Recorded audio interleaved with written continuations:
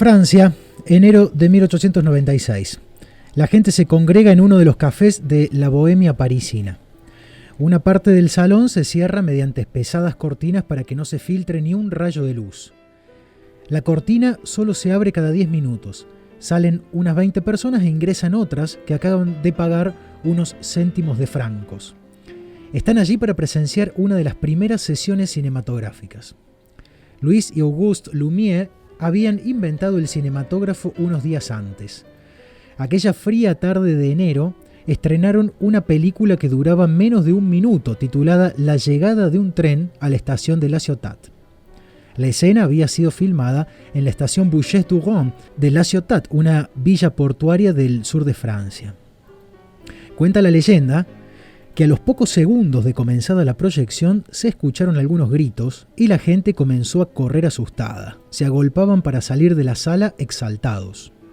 El público se levantó de sus sillas aterrorizado ante la visión de una enorme locomotora aproximándose de manera inexorable hasta los límites de la pantalla.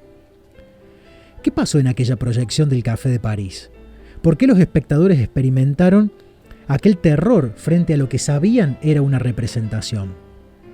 Se puede sospechar que las personas no estaban acostumbradas a ver imágenes en movimiento en una pantalla. Eso es cierto solo en parte. En Europa hacía tiempo que se experimentaba con diversas ilusiones ópticas que recreaban movimiento como cajas ópticas, dioramas o el kinetoscopio de Edison. 10 años antes de la aparición del cinematógrafo de los Lumière, Émile Reynaud consiguió la proyección de dibujos animados en una pantalla mediante un aparato llamado praxinoscopio. También es verdad que la imagen animada era considerada poco más que un truco óptico para demostrar teorías científicas, empleada también para ganar algunas monedas entreteniendo personas como si se tratara de un fenómeno de circo o un atractivo de feria. ¿Qué quiero decir con todo esto? Si bien no formaba parte de la experiencia cotidiana, el público ya estaba al tanto de la técnica que permitía reproducir imágenes en movimiento. Quienes estaban detrás de aquella cortina en el Café de París, en algún punto, sabían que estaban viendo luz proyectada en la pantalla. De hecho, la imagen carecía de color y de sonido. Evidentemente no se trataba de la realidad, sino de una representación. Y aquí viene el punto al que pretendo llegar. Para que algo sea leído como una representación, es necesario un código común entre quienes comparten el hecho comunicativo. Eso era lo que faltaba en aquella ocasión. Hasta aquel entonces, nuestra experiencia en el mundo nos decía que todas las cosas que se movían eran objetos tridimensionales, tan materiales como mi propio cuerpo y el piso que me sostiene. La percepción visual de un tren que viene hacia mí es, en efecto, un tren que viene hacia mí. Aquella proyección cinematográfica de 1896 inaugura una nueva forma de entender lo que vemos. A partir de ese momento, la percepción visual de un tren que viene hacia mí puede no ser un tren que viene hacia mí. El tren de la pantalla no era verdadero, pero sí era verosímil. Hay una serie de elementos cinematográficos que aparecen por primera vez en esa película y que plantaron las bases de ese nuevo lenguaje. Hasta entonces, las escasas imágenes en movimiento habían sido representadas de manera frontal. Lo normal para la época era que los personajes se muevan de lado a lado como atrapados en un mundo de 2 dimensiones, similar a un escenario teatral o una caricatura. Sin querer, los hermanos Lumière rompieron con ese esquema. Al ubicar la cámara justo al lado de las vías del tren, aparece por primera vez lo que se llama profundidad de campo. Esto quiere decir que el movimiento interno del encuadre iba del fondo hacia adelante.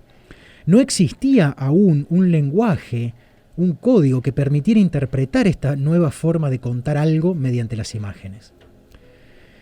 El cinematógrafo es un aparato que captura luz y puede proyectarla mediante un procedimiento técnico, pero eso no es el cine, eso es solo el cinematógrafo. El cine es un lenguaje.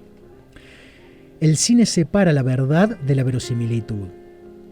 Hoy sabemos que las cosas se mueven en el mundo material y tridimensional, pero también en la virtualidad de las pantallas.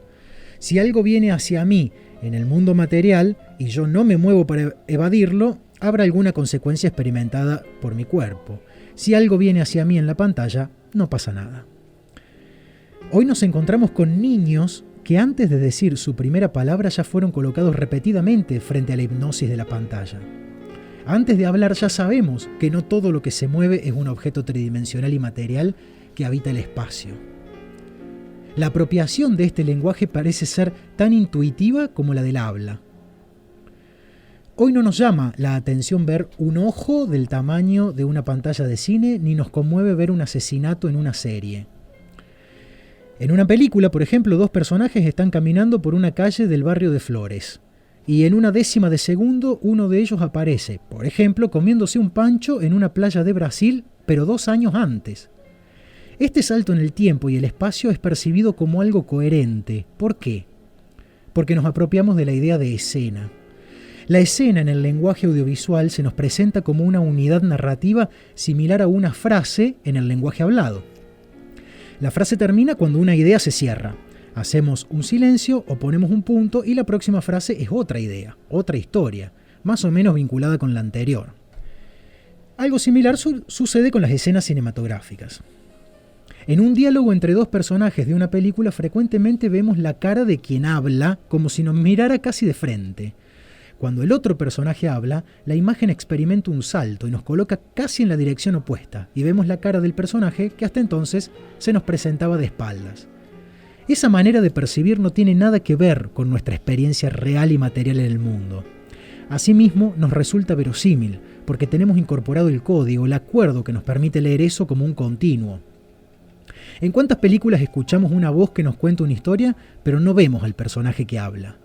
En cambio, vemos una sucesión de imágenes de diferentes lugares y épocas. Vemos al personaje siendo un niño e inmediatamente lo vemos en su lecho de muerte siendo anciano y luego nuevamente en su juventud. Mientras tanto, una música de cuarteto de cuerdas acompaña todo el relato. Antes del lenguaje cinematográfico nadie hubiese podido experimentar algo así, salvo en un sueño que sería un deleite para un psicoanalista. La llegada de un tren de los hermanos Lumière fue la película que, sin querer, inauguró ese lenguaje. Posteriormente, cada director de cine fue incorporando elementos a ese código, proponiendo nuevas formas de contar hasta lograr la complejidad que hoy tiene el lenguaje audiovisual. Desde mediados del siglo XX, ese lenguaje se trasladó también a la televisión y al periodismo televisivo, donde la relación entre verdad y verosimilitud cobra otro sentido y complejidad.